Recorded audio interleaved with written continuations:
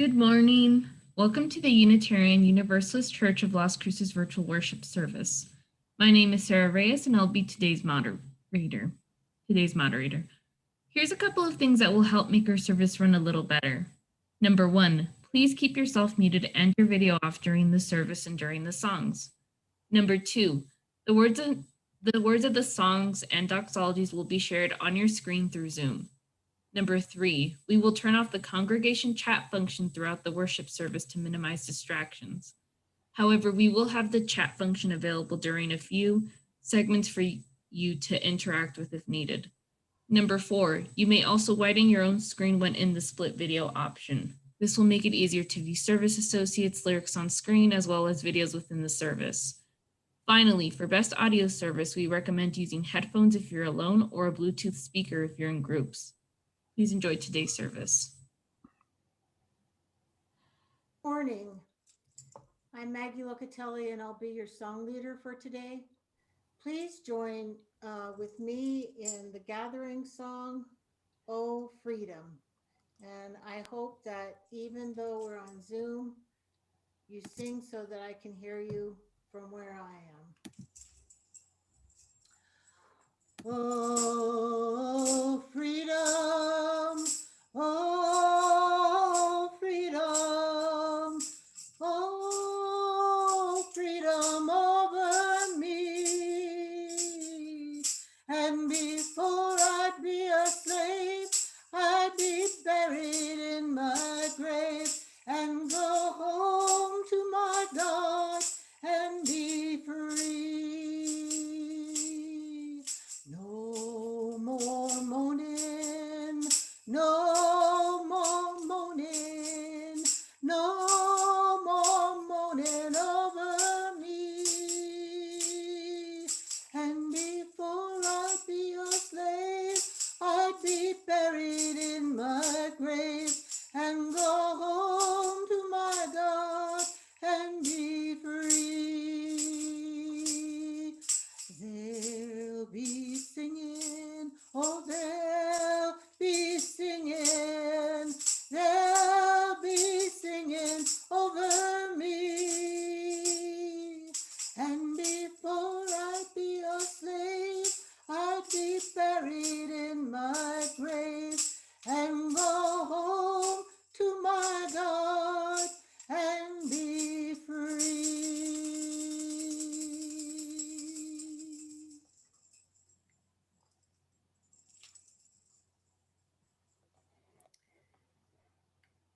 Thank you, Maggie. Thank you so much. The opening words.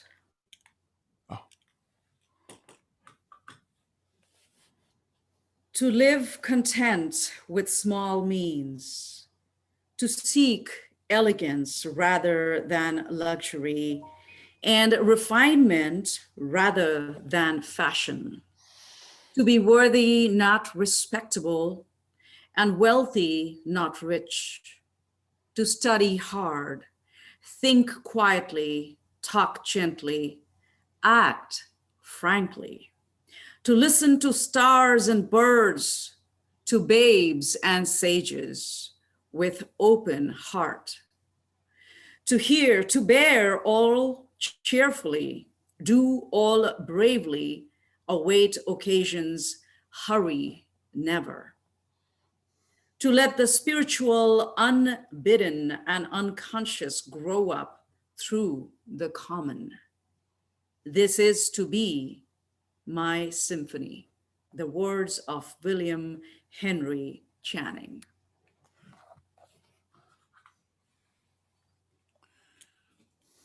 Flame of fire, spark of the universe that warmed our ancestral hearth, agent of life and death, symbol of truth and freedom, we strive to understand ourselves and our earthly home.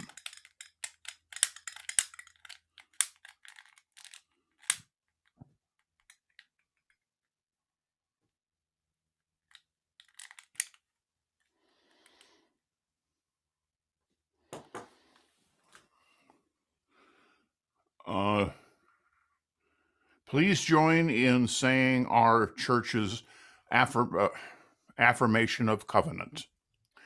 Love is the doctrine of our church. The quest for truth is our sacrament, and service is our prayer. To dwell together in peace, to seek knowledge in freedom, to serve others in community, to the end that all souls shall grow into harmony with creation. Thus do we covenant with one another.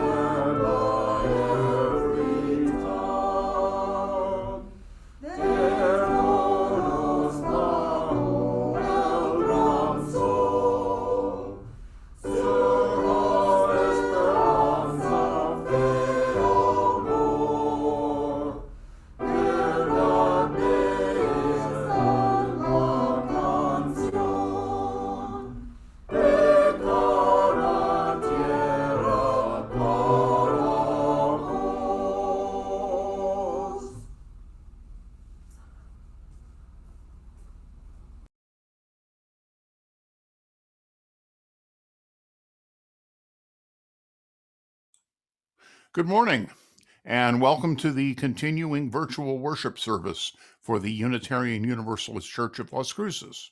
I'm Doug Abbott, and I'll be your service associate for this morning. Our minister, the Reverend Kalani Kasela, is not in the pulpit today.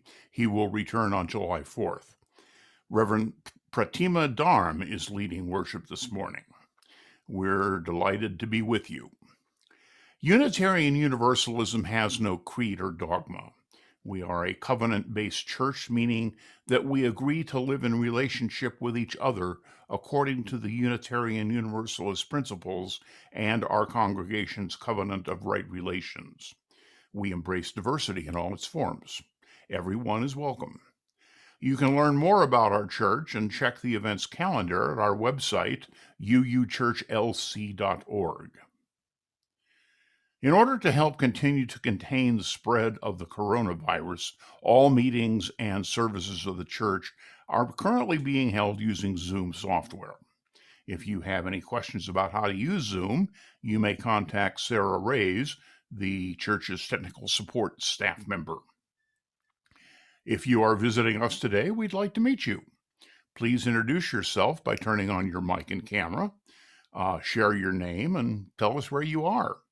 We'd also like to know how you heard about our virtual worship services. So, do we have any visitors this morning?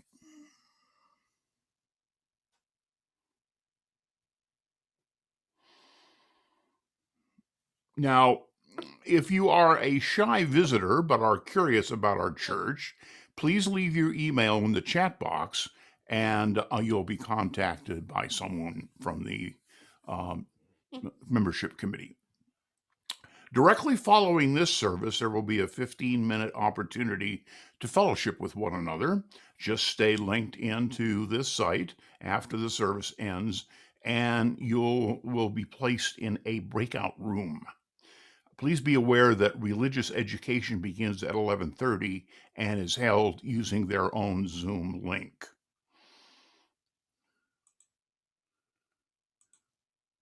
Our program this morning is presented by Reverend Pratima Dharm, who is currently developing a community ministry in Southern California based on a cafe church concept, the goal of which is to feed the homeless. She has two daughters. Her oldest is a freshman at the University of Maryland, and her younger daughter is going to start high school this fall. Pratima was born in northern India in the 1970s. Early in her life, she was influenced by the examples of her maternal grandfather and her father, both of whom worked for justice for oppressed people. She started a school for poor children at age 9 under the guidance of her teacher, a Catholic nun. Pratima migrated to the U.S. in 2000. She has had a multifaceted and rich spiritual journey. She was ordained as a Pentecostal minister. She later returned to her Hindu roots and still later was ordained as a Unitarian Universalist minister in 2017. Reverend Dharm's theology is not embedded in one religion, but rather reflects God's universal love. Reverend Dharm holds both a Master's of Theology and a Master's of Divinity from Ashland Theological Seminary. She served for 12 years as a Christian and Hindu chaplain minister in the U.S. Army. She served in Iraq from 2007 to 2008 and organized 10 humanitarian aid missions for poor Iraqi women and children. In 2011, she became the first Hindu chaplain in the history of the entire armed forces. She retired from active duty in 2017. Pratima has garnered many awards and honors. She is a Bronze Star Medal recipient, and her Army uniform is displayed at the Women's Memorial Museum in Arlington, Virginia. Reverend Dharm has served UU congregations in Virginia, Maryland, and Southern California. It's an honor and a pleasure to have her join us this morning.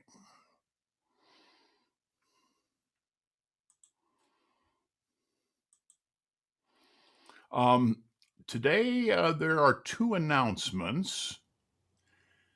Oh, no, I forgot. We did that, right. Okay, we have two announcements. Hale Huber and Joan Dormady, co-chairs of the Caring Committee, invite you to join the weekly Caring Conversations held on Zoom every Wednesday from 11:30 until 12:30. The Zoom link can be found in Sherry's Week at a Glance email. The weekly Zoom discussion guide, which is used in the Caring Conversations, is the last item in the Week at a Glance email. Everyone is invited to attend. The Religious Education Summer Makers Camp begins tomorrow. A big thank you to everyone who has contributed to the camp in one way or another. While we have plenty of cardboard and boxes, we are still looking for donations of any old electronics. Keyboards, home phones, vacuums, heaters, etc. Items can be dropped off at the RE building during camp hours from 9 a.m. to 1 p.m. For questions, please reach out to Kelly Ingram. Thank you all for being with us today.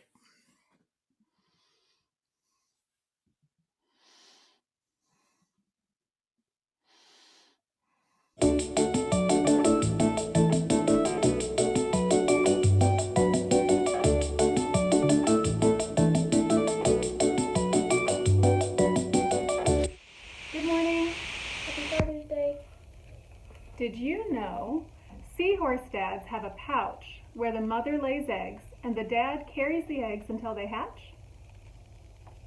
Did you know emperor penguins balance their egg between their feet for 2 months to keep the egg warm and the dads don't eat that entire time? Did you know wolf dads stand guard when the mother gives birth? Then the wolf dad brings food to the mother and the pups? Did you know bat-eared fox dads guard, groom, and care for their young? Did you know jacankas are single dads who incubate the eggs and raise the chicks on their own? Did you know there's a special dog named Raylan who enjoys caring for foster kittens? He has fostered 75 kittens so far, cleaning, cuddling, and keeping an eye on those kittens until they're big enough to care for themselves. And some animal dads don't stick around to care for their young at all. This Father's Day, we want you to think about your dad, or that person who fathered or mentored you. What makes them special? What makes them a dad or like a dad? Did they rock you to sleep? Make you delicious food? Make you feel safe? Make you laugh? Do they give good advice? teach you to swim or play chess or ride a bike or change a tire or bake a cake. And after you think about all those things that make your dad or like a dad special, give them a call or give them a hug and say thank you. Happy Father's Day.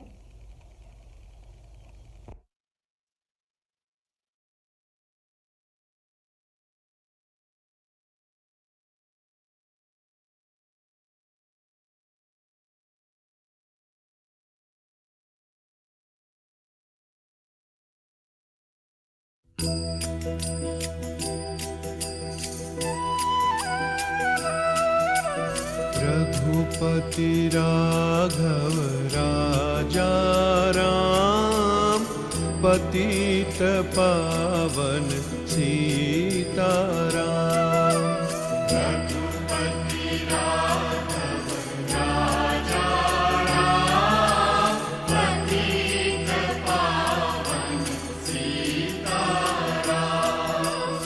Sitaram Sitaram, भज प्यारे तू सीताराम।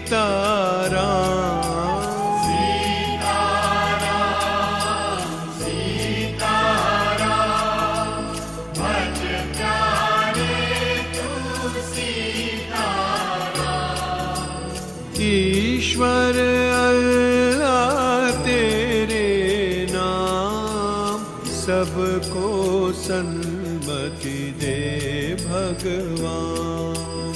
ईश्वर अल्लाह तेरे नाम, सबको सन्मति दे भगवान।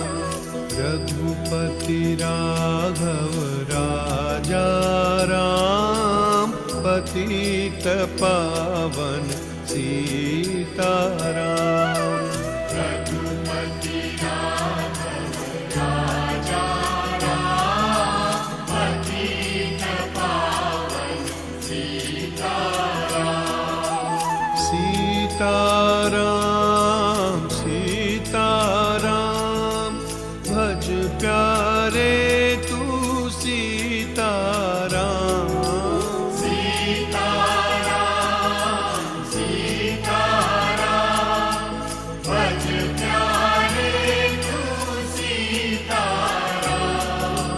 ईश्वर अल्लाह तेरे नाम, सबको सन्मति दे भगवान।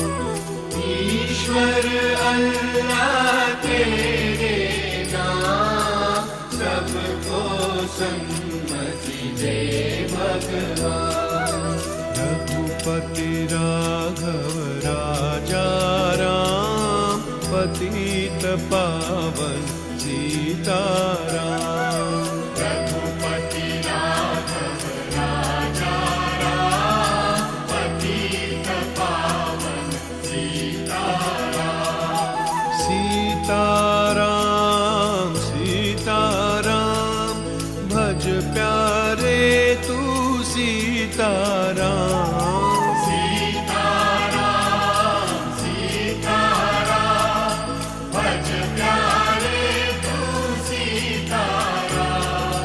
ईश्वर अल्लाह तेरे नाम, सबको सन्मति दे भगवान।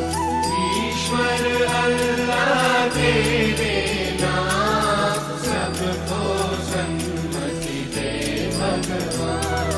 रघुपति राघव राजा राम, पतित पावन सीताराम। रघुपति राघव राजा राम, पतित पावन सीताराम। रघुपति राघव राजा राम, पतित पावन सीताराम। रघुपति राघव राजा राम, पतित पावन Sitaram.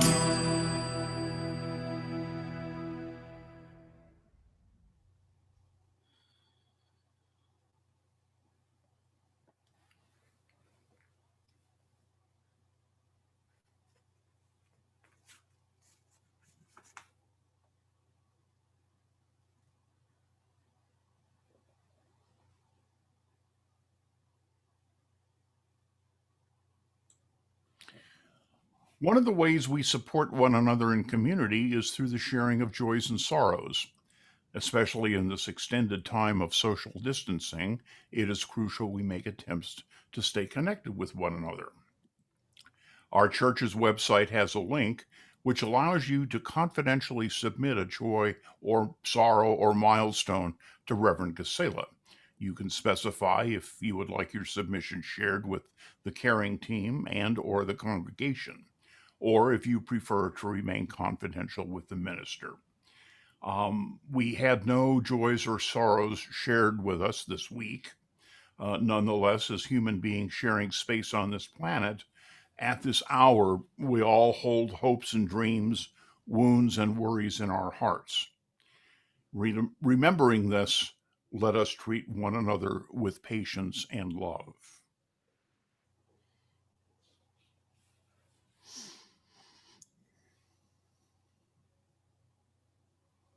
I bring you today the words of Kalidasa, who from the ancient world in India is considered the Shakespeare of India.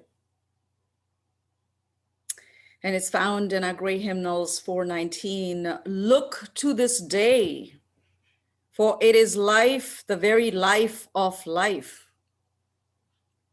In its brief course lie all the verities and realities of your existence, the bliss of growth, the glory of action, the splendor of beauty, for yesterday is but a dream, and tomorrow is only a vision.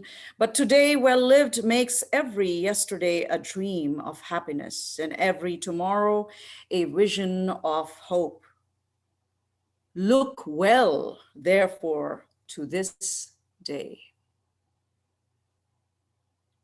I pray that may we all have as a people a vision for peace, for joy, for happiness that will be actualized. And for all those who are hurting and in pain, may you be comforted and know that you are not alone. And may all be well with you. As the Sanskrit prayer says, Om Sarve Bhavantu Sukhina, that may all be well, may all be blessed. May it be so. Om Shanti, Shanti, Shanti.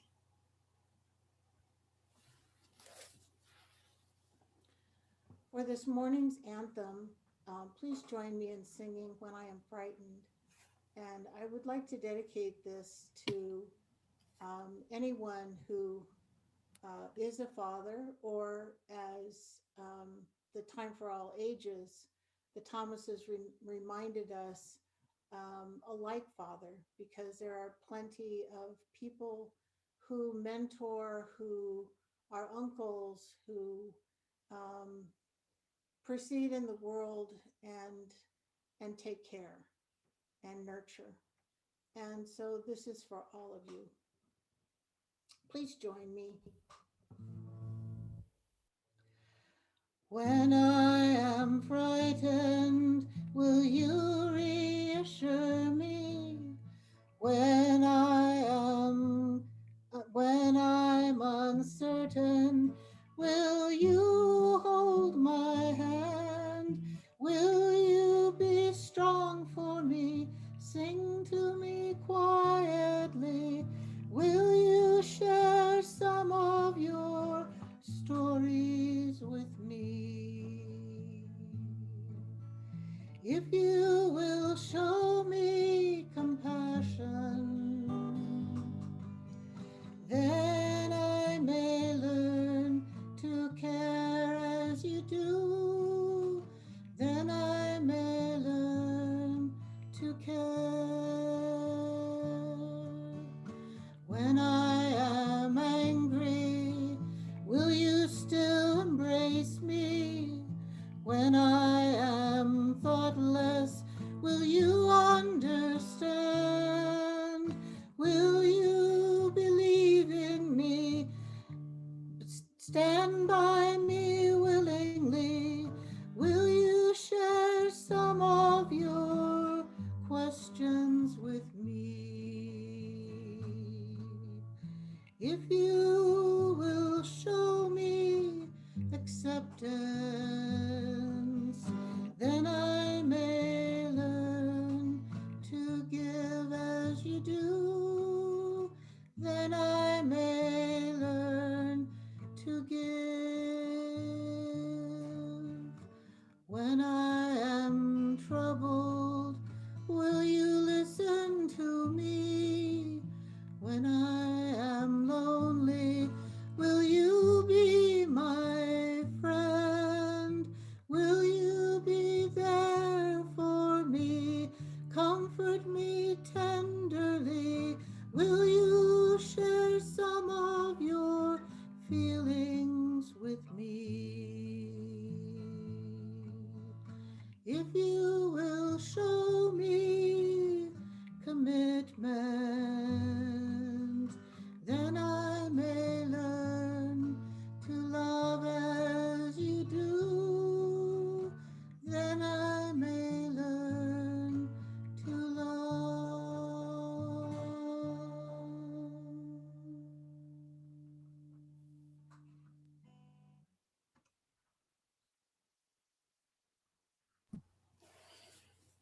Thank you, Maggie. Thank you so much. Thank you. Today's reading is 610 in our great hymnals, The Journey of Love. Where in our hearts is that burning of desire? It is true that we are made of dust, and the world is also made of dust. But the dust has motes rising. Whence comes that drive in us? We look to the starry sky and love storms in our hearts. Whence comes that storm? The journey of love is a very long journey, but sometimes with a sigh, you can cross that vast desert. Search and search again without losing hope. You may find sometime a treasure on your way. My heart and my eyes are all devoted to the vision, the words of Muhammad Iqbal.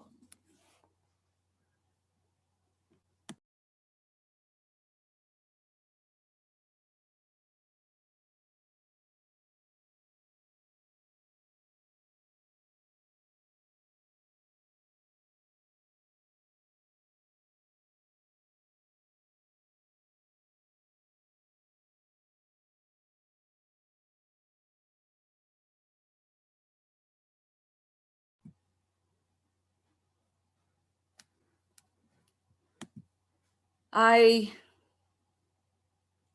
pause for a moment just so that I could, in my mind's window, think about my dad today. All of him. Just reading the words today, The Journey of Love, reminds me of my dad.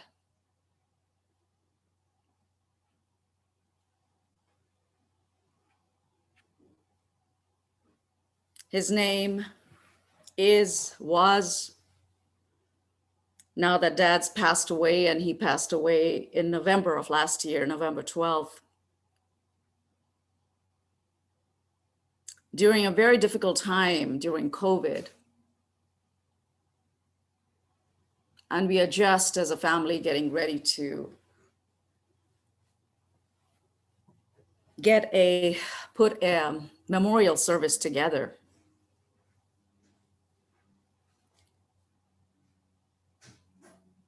For him next month. So dad was born in the eastern part of India in a place called East Champaran. And basically he was born into a family of zamindars. These were lords and barons created by the British presence in India during colonial rule.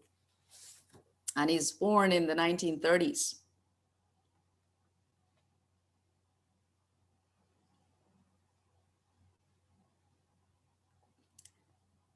In an India that was just coming alive with the message of Mahatma Gandhi, who was calling all of India to unite, all of India to give up a lot of their privileges, especially the wealthy and the privileged. My father came from a privileged background, and at age 10, he started protesting and marching against the British rule influenced by Mahatma Gandhi. He was about 8, 9, or 10 years old that he began, before going to school, everyday march with a bunch of other school kids against the British presence in India. And they would take the Indian flag, and at that time, the British flag was the one that flew in India. And part of the protest was to fly the Indian flag, so they would fly that and call out Vande Mataram, or Long Live India. And then they would go to school. My dad's family, his father owned 17 villages, which is vast tracts of land in India. And at age 10, he told his father that I want to give up my rights to my land. He was the firstborn in his family. He was the first son. And his family was shocked to learn that. And Dad said, Gandhi, Mahatma Gandhi is calling us to give up our land, give up our privilege, give up our power. And the power was in owning land. So Dad at 10 gave up rights to the ancestral land. In his teens, he came under the influence of his mentor, Shatrughan Narayan Singh, who was my maternal grandfather from my mother's side, was my mom's dad. He's a recognized freedom fighter in India. And under his influence, Dad was actually able to give up his rights officially. Left the village, came to the city. And my maternal grandfather was already marching with Gandhi and was very much part of the freedom struggle in India at that time, 1930s, 1940s. Into 1950s, communism, socialism had also influenced India. Unitarianism was also present in India in the form of the Brahmo Samaj. Dad had been also, and my maternal grandfather had been influenced by the Brahmo Samaj. And they were bringing about a lot of social changes. Dad was all fired up. He married my mom, and she was a teenager. Dad was about 20 years old. And he married her without taking dowry, which is a big deal, even in those days. The practice of dowry is still in practice in India, though it is much less now. But at the time that Dad gave it up, it was over 65 years ago. My grandfather, my maternal grandfather, also in protest gave up and did not take dowry when he married my grandmother. So there was a lot of Unitarian influence in my family, though I myself am not a very, I'm a new, relatively new Unitarian Universalist. But anyways, Dad married Mom and continued to have that vision for us all. And we were all born, but I think one of my earliest memories with Dad was when he had organized an event And he and my mom, they were Rotarians, and they worked with Mother Teresa. And I remember them going to the orphanage as a child. I remember that. And working in Mother Teresa's homes, the orphanages with the orphans and poor children. And one time I was about 6 years old, and I remember Dad had organized this event, which was a fundraiser for these orphanages. And part of the fundraiser was a dance competition. And I danced for hours. And from a room full of dancers, me and another kid, I remember it was another boy. I guess he was a year or two older than me. And we continued to dance, and ultimately the boy gave up and I won the dance competition. And the entire audience was cheering on. And all of a sudden I sensed a tension in my father.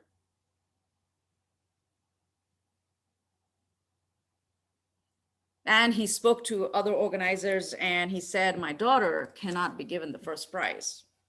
And I looked at my father and I was trying to understand, what was he trying to say? I had just won a dance competition. I had stood first. And Dad said no. And though the other organizers had handed me the trophy, Dad took that trophy and gave it to the other kid who had not won the dance competition. And I looked at my father and he looked me in the eye and he said, let him have the cup. There was not enough time for him to explain what he had done. I just had to go along with my dad's decision. When we came home, we had a talk.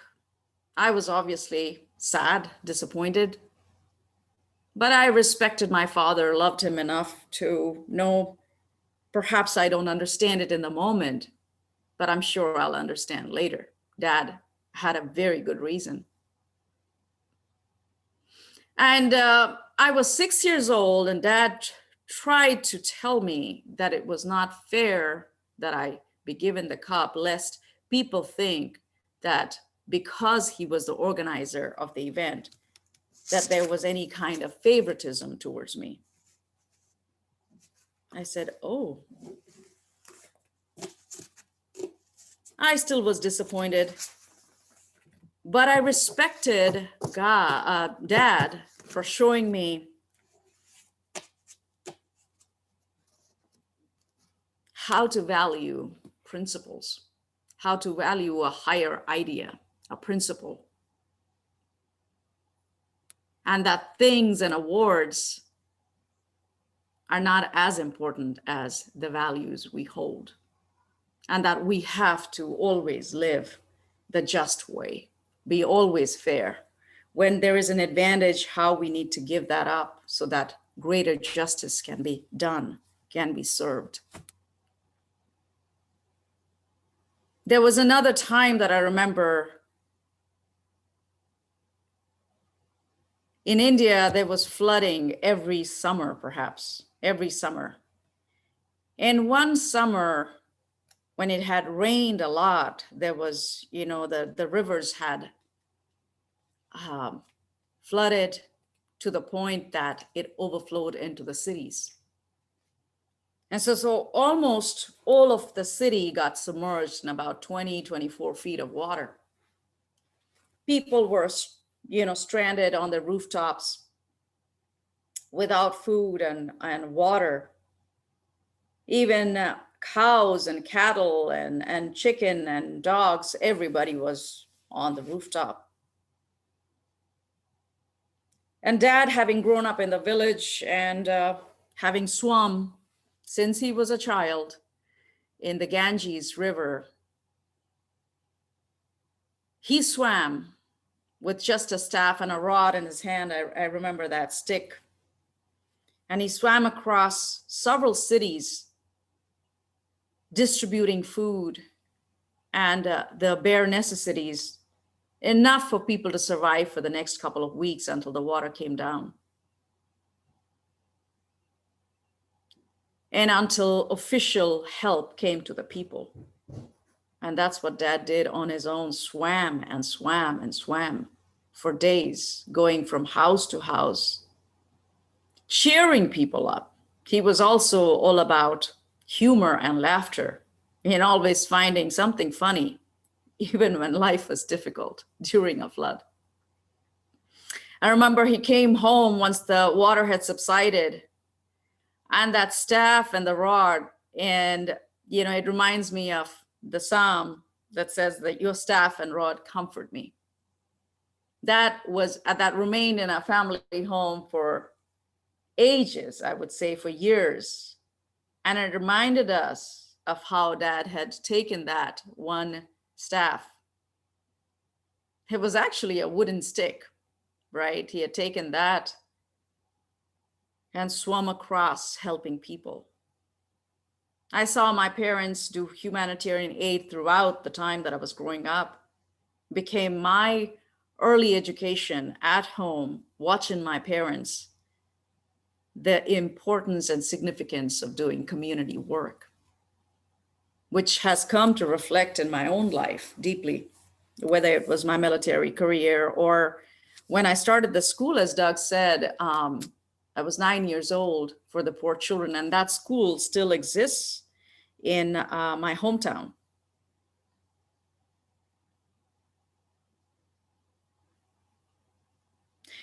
So those early examples, which are so many, especially the way Dad gave up his advantage, I think it's a great example even to us to this day. He was all about, when you give up your advantage, you are actually forced to totally trust and rely upon yourself. You're totally forced to believe in yourself. There is nothing around you that is of advantage, that is of wealth, that is of money, that is anything that is going to help you.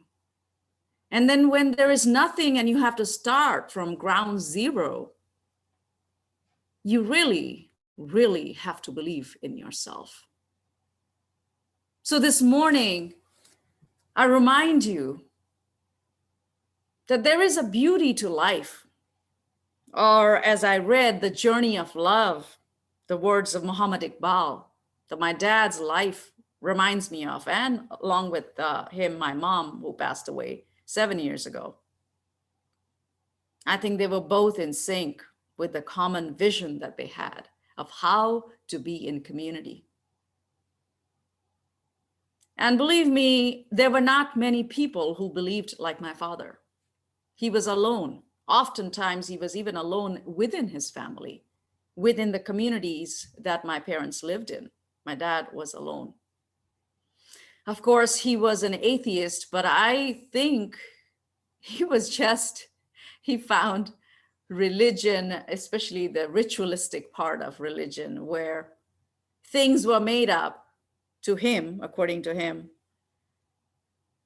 And I can see why he was usually annoyed with organized religion, being totally influenced by Mahatma Gandhi, influenced by my grandfather, influenced by socialism in India. He always questioned with a critical mind. So it was very essential for my father, the way he was in the core of his being, to be critical of religion, critical of anything that was just espoused as the thing. He always questioned it. Why is the person selling me an idea? What is it in it that's going to actually distract him from his own truth? Dad always was a critical thinker. But I also trusted. It was amazing that despite not believing in organized religion, Dad trusted his knowing. He was so in tune with his knowing that almost every occasion I found that Dad knew what to do. And he always chose the path that was most right, the most just, the most fair, most objective. And to me, that is a religious man.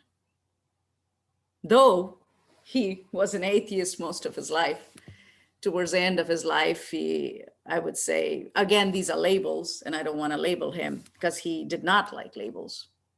He was a free thinker. He relied a lot on himself. But I think it was his vision. The most important thing that he had was his vision for a community that was larger than himself, a community that was diverse, a community that spoke different languages, a community that ate different foods, a community that dressed differently. And I think Dad was, the vision that he had was the vision for that beloved community that Gandhi called all of India, perhaps all of the world, to pay attention to. Especially a lot of the things that frameworks that India had been holding on to at the time that the freedom struggle began. Those were the things that frameworks, all frameworks that sometimes keep us bound to a certain set of people, a certain set of norms, a certain set of ways of being. And Dad's vision was to question that and to expand from there. And he made friends with people who had very little to do with the way he believed, the way he looked, the way he spoke, the languages he spoke. He always tried to strive to be more. And again, this morning, it's too small a space to talk of a man who was not very tall physically. My mom was actually taller than him. But he was a giant. And when he walked into a room, he walked in with his vision. And he always tried to create community wherever he went.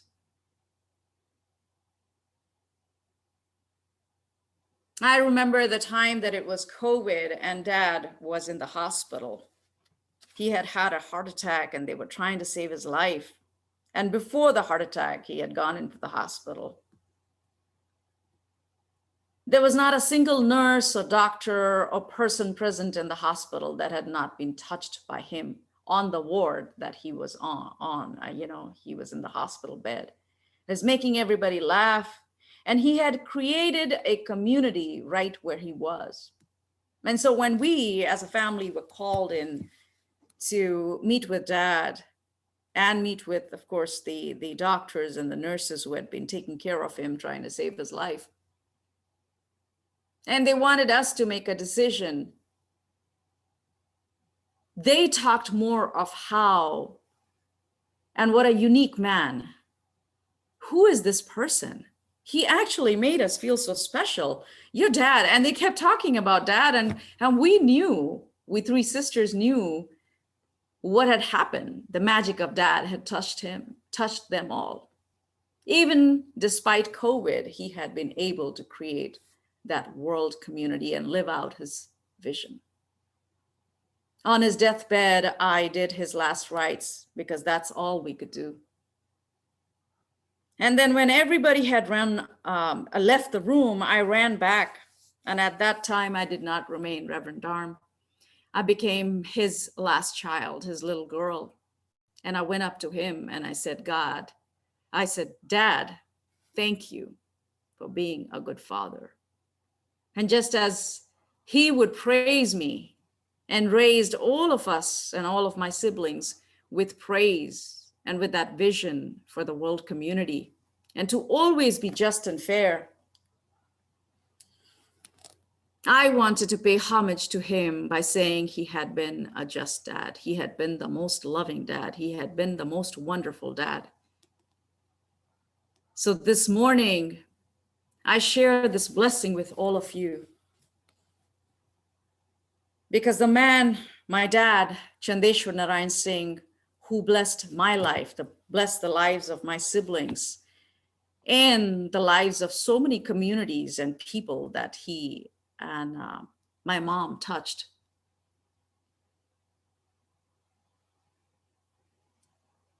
I pray that all of you are touched by the father figures in your life. Father figures who have a vision. Father figures who teach us to honor ourselves, to honor the world, honor the people around us. And who teach us through their journey of love, how to love this world in a way that is deeper and more meaningful than gathering of all the wealth in this world. Blessed be Om Shanti, Shanti, Shanti.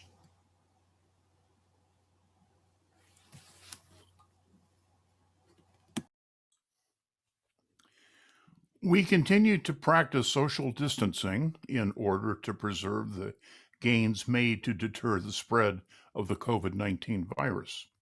That is why we are not yet joining together in worship in our physical sanctuary. We remain committed to one another, connected in spirit. Many of the expenses of the church continue, despite our not meeting in person. It is vitally important that any of us who are able continue fulfilling our financial pledges.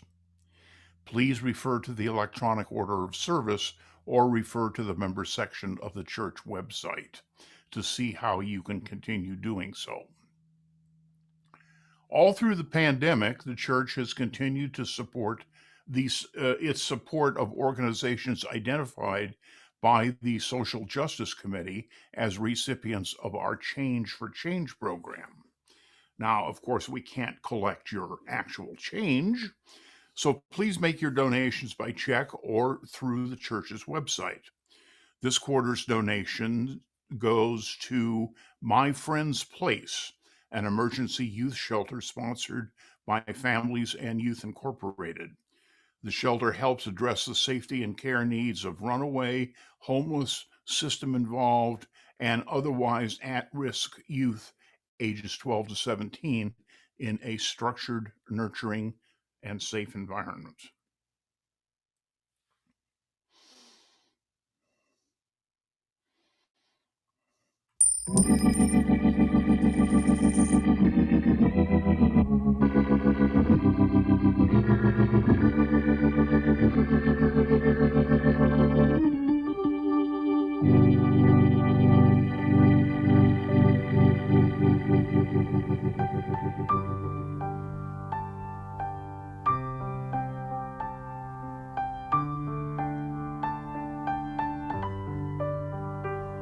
What a time to be alive.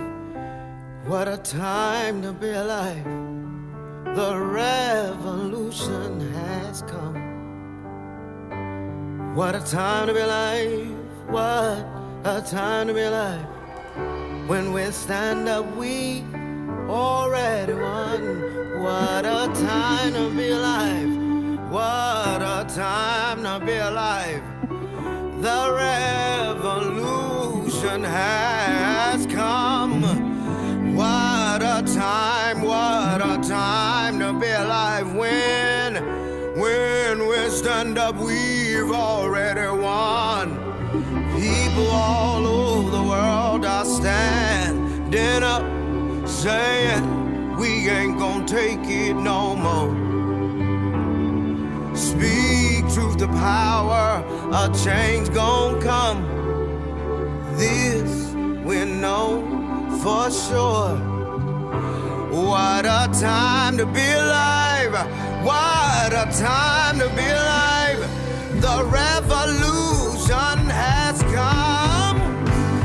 What a time to be alive. When we stand up, we've already won. What a time to be alive. What a time to be alive.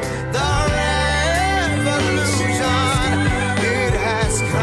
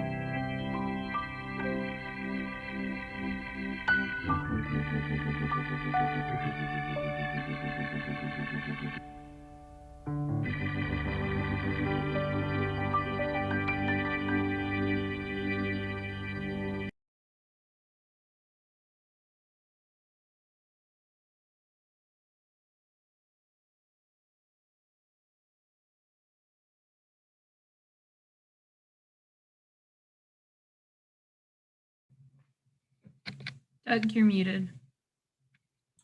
Sorry about that. If you are joining this worship service, are looking for a spiritual home, and are sympathetic with Unitarian Universalist values and principles, the Unitarian Universalist Church of Las Cruces may be the place for you. We believe that when you become a member, you are entering into a warm and deep relationship with the church and all of our members and friends. You are becoming a part of something much bigger than any of us.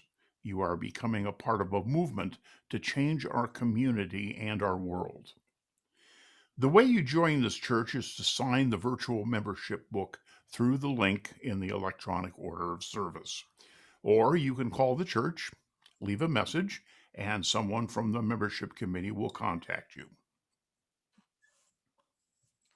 Please join me in the closing hymn, I'm on my way. The words will be on the screen.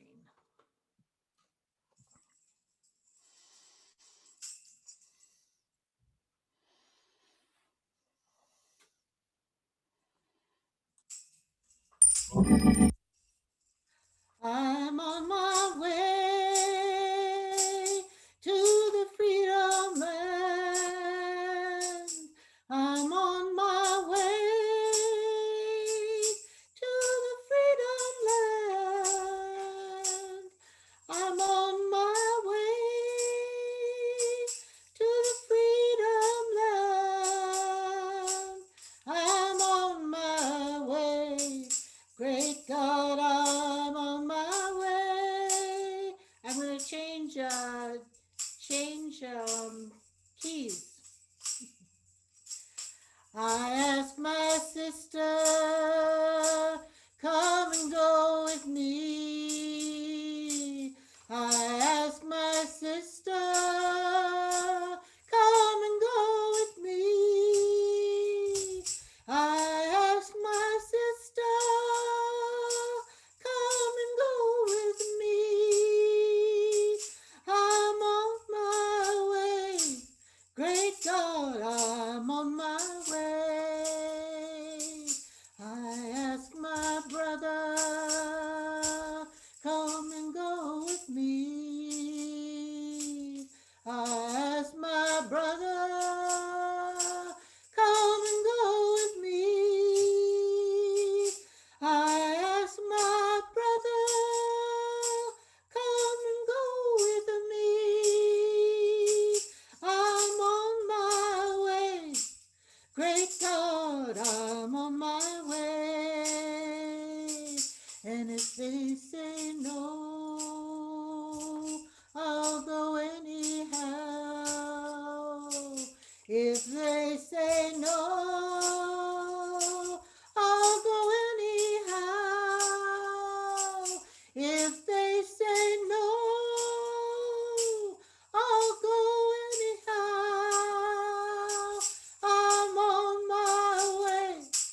Great God, I'm on my way. I'm on my way. And I won't turn back. I'm on my way. And I won't turn back. I'm on my way. And I won't turn back. I'm on my way. Great God, I'm on my way.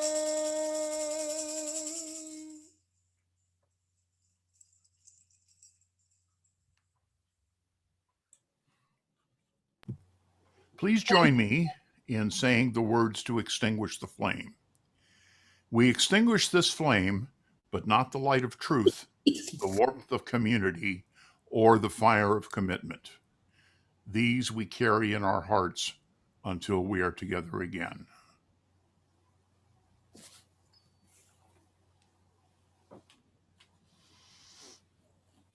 Thank you, Doug. Thank you, Maggie. The closing words. As I am remembering my dad this day and all the so many other dads all over the world within your church, your beautiful, beloved Las Cruces UU Church. I'm reminded how from such great wealth that was given away, when dad and mom left this world, they were truly wealthy, having believed in what they believed in and having lived a life that was truly inspiring. They owned nothing physical on this earth when they left, but I think they were one of the richest people that I knew. And I'm sure all of us know such rich people in our lives. May we on this Father's Day appreciate that. And I wanted to bring to you the words of Micah, the prophet. What is required of us today? How shall I enter the Eternal's presence? Shall I come with sacrifices, with yearling calves to offer, with the eternal care for rams in thousands, or for oil flowing in myriad streams? What does the Eternal ask from you? But to be just and kind, and to live in quiet fellowship with your God. And I say, to create a just and kind world with the light that is present in each one of you, may you go forward and forth this Father's Day with peace, joy, and love in your hearts, and go create the beloved community that is just and kind to all. May it be so. Blessed be. Om Shanti, Shanti, Shanti.